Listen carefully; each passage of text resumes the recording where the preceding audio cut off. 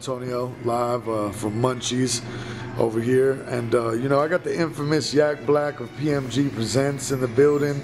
Thanks for sitting down with us for a few seconds, man. No doubt. How's everything going right now? Nah, I'm good. Everything's good right now. We feeling blessed, man. I'm trying to, right now I'm kind of in a motivational stage in life, so I'm trying to, do whatever I can to take in knowledge and put the knowledge back out there. So that's where we at right now. That's what's up. For those people who might not know you, you've obviously been doing events for a long time in Denver. But how did you get into that game? Tell us about how that started. For a lot of people who don't know me, I used to rap. I used to be an artist a long time ago, long time ago. And I ran in, as a young dude, I ran into the same circles of the people who run the promotion game right now. People like, Francois, the 3Ds, and, people who are, people like Don Blas, who had Mob Style Productions at the time. So I used to be at rap battles and whatnot. With all the artists, some of your favorite artists that are still artists now, like Mr. Midas, and back when he had the Mr. on the name, and people like that. But we used to throw parties just to throw parties to kind of give ourselves an outlet, and we ended up really giving some focus. Me and a good friend of mine, one of my best friends, we started the company a long time ago. We've been promoting since 1998. From all levels of the game, started out street teaming to doing the whole party to doing festivals to doing contracted festivals. So, it's been a blessing. Denver's offered us a lot, and I learned a lot from every facet of the game, from anybody who's been in the game, and that's just kind of how we kind of do what we do. So it kind of snowballed then, how you started off with the rap, and then the things just kind of happened. And yeah, it just kind of happened. We just kept going into getting more opportunities to do more things. We did a big party. I think it was in like 99. We did a big party not too far from here, man, at a place called the Armory. We rented it out, and I remember at the time I used to deal with a dude. Was one of my real good friends who I did the party with. His name is Emil. And we was running back and forth from street teaming for some event that Francois had in Boulder Fox. They was always, doing their thing up there. And I remember we was going back and forth. We were so hype about our little party. We couldn't understand why we couldn't get everybody to get hype about it. But it was a team party. We was doing like 15 and up or something. So we thought it was a huge thing. We ended up doing the event. It was cool, but that kind of really got me going into it. Once we seen the success of that, bringing people together, we wanted to keep going with it. So we never really stopped it. It just kept snowballing. I remember, that event, looking around, my cousins, my brothers, everybody just saying, we gotta keep doing more things like this that bring people together. So it was fun, and that's why we like doing events now to this day. That's what's up. I think that kind of lends to your own brand. Is like, I think your events always have a unique twist on them. It's not just like one performance event. It always has more things intertwined into that. Can you talk about like how you stayed relevant by reinventing events and like how you build them? That's dope. Well, shoot, I think one thing that helped us stay relevant is, as opposed to focusing on doing the every weekly things, we try to focus on getting really good one-off events where we could focus on making them as creative as possible. We ran into a lot of times when we were able to have owners of different venues that allow us to explore our creativity in the events. And we went through different phases where we added, different people's compassion and creativity. We had, some time where we would work with, some people who had, a bigger influence in one community than another community, and that might help us, be able to be more creative with the people we're bringing, with the type of event we're doing, and that type of thing. So I think us really just trying to focus on making stuff excellent versus focusing on, just trying to stay relevant, just doing stuff just to do it. That's really that's kind of kept us in there.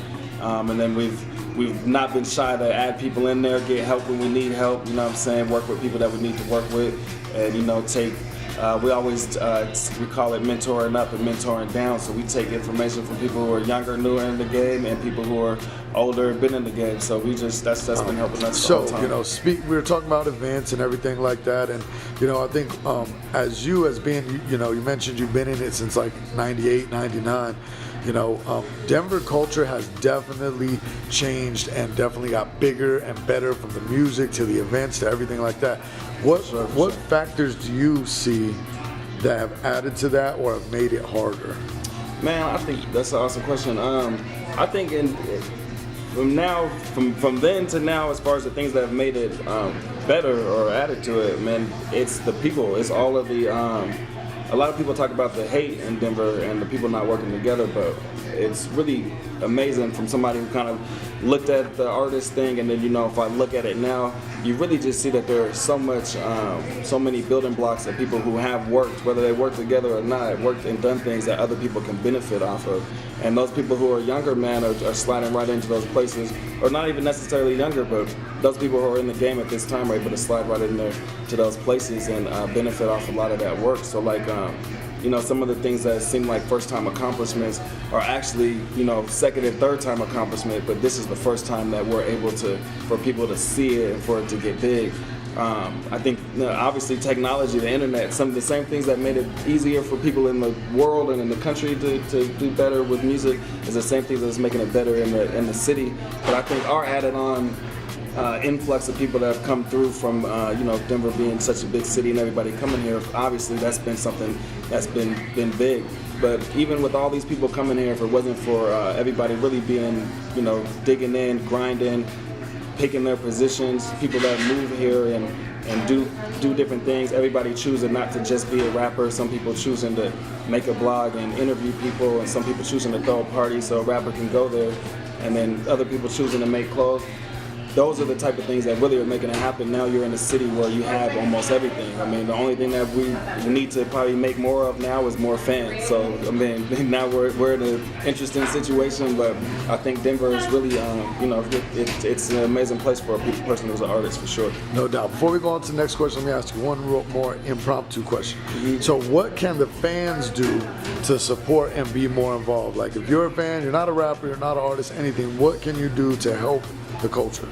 I think fans, man, I think what they could do is be themselves instead of try to be I think fans have more fun, and I do too, when it comes to events and things like that, when you just go to the event as a fan versus going to the event as the man or whatever it is. It makes you enjoy it a little bit better. It makes you enjoy everything that's going on, and you just take it in a little differently, a little bit less subjective and less of a critic, and you start to see things a little bit different. And I think when people, as Denver grows for the artists and for the people that are here, it's also going to grow for the people who are just here being fans. They're traveling, they're seeing people, and they're coming back and they're saying, damn, this is a nice city. It's a lot of amazing things here, and they're viewing it different anyway. So I think that's happening without any effort. No doubt, no doubt. So obviously you were an artist, you started as an artist, you transitioned, are doing a lot of other things, but you keep your eye open for other talent, and when you do, how do you help those people? I do, for sure. What I try to do, honestly, I check out all the, anybody who's doing anything musically that I think is pretty dope, whether they're, any type of affiliation with me or not. I try to, check them out, listen to their music, and share them, and get them moving around within the scene of the people who I feel are the power players who can talk and get them, where they need to be. I think one thing that I've learned over time is that you really have to wait for artists to be to a point where they really are, putting in the work from their perspective on their own, and are really spearheading their own movement so that it's more natural. And then you really are just helping versus, you trying to create something and to put an artist in pocket, and that's when you don't get anything that's authentic.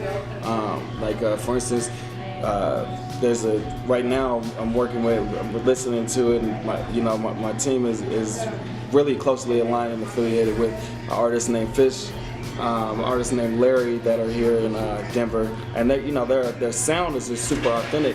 Of course, with them being people that we know and being fam, you would want to just help them out at any time, put their music out, get them on stage, or do anything with them. But really, what I wanted to do was just listen to them and see if it was going to be a real sound that they were going to create that was their own, and a real movement they were going to create that was their own, and really get into the music and get past other things that might be out there. And when I listen to the music now, that's really what you hear. There's a project that's coming out. I'm gonna let them talk about it a little bit more. But there's a project coming out fourth quarter. When you hear the project, you just hear the authenticity in it, and it's something that you don't have any problem believing in. So, I just, those are the type of artists that I like checking out, like listening to it, and like throwing assists to see if they can, make the shot. But that's pretty much where it's at with it. From whatever little thing I could do for anybody, I try to throw that out. So talk to us about some of the events or things you got going on right now, and maybe what's coming in the near future. For sure. Right now on the pipeline, probably one of the events that we're looking at that's pretty big, that is something that we're looking to bring back, is called PMG Beatbox, and this is a good example of us working with another entity to make our event better, and using them, their creativity, and them using us from our having the event organized to make something even better than what it was before. So me and Graffiti, we work together hand in hand to make that event, and some of your favorite producers have come out of the beatbox competition from when we used to do it. We're 5-6 years strong of doing that event, so you can imagine like a lot of the producers have got a lot of their confidence and a lot of their little local notoriety from the beatbox, and been able to take that to a further place. And then we've also been blessed to have producers who came in there and had their notoriety already. So that event is coming in January. We're working on it. We plan on having some big producers, some local producers that you guys have looked at and been wondering if they're coming back to get back and compete and battle each other. They're coming back, so we got some good stuff coming down the pipeline when it comes to that. And in reference to that event, I want people to know this isn't just Aurora or East Denver producers. I think you even had artist, producer, I think DMD from the West Side won one of your events. Yep. So this is all inclusive. So if you're a producer and you're watching this, don't think that because you don't know anybody or whatever that you can't get in. Submit, push hard. Yeah, for sure. We definitely look at it as a regional event, man, and we want people, especially if anywhere in Colorado, should feel like they're comfortable and should feel like they can come to the event and have a big showing and be able to win. A lot of times the producers feel like if they're not in the who's who or don't have a big crowd when they come to the event, they can't take home that cash. But we've had, producers win who nobody has known before they won, and then they found out that they were amazing. And we've also had producers win who we think nobody's known, but on their side of town, they're huge. So that's what I think the beauty of beatbox is, and the beauty of that event. And it also it helps people find resources. It helps us find producers. Like we've had from producers like Doc, who people know, to Davey Boy, to Jomezius, to throughout the years. Jackson. Yeah. Brian. Of course, we had all kinds of producers over the years. I don't want to start naming names and miss somebody, but EC3. I think John Knight. Yeah. DMD. Everybody.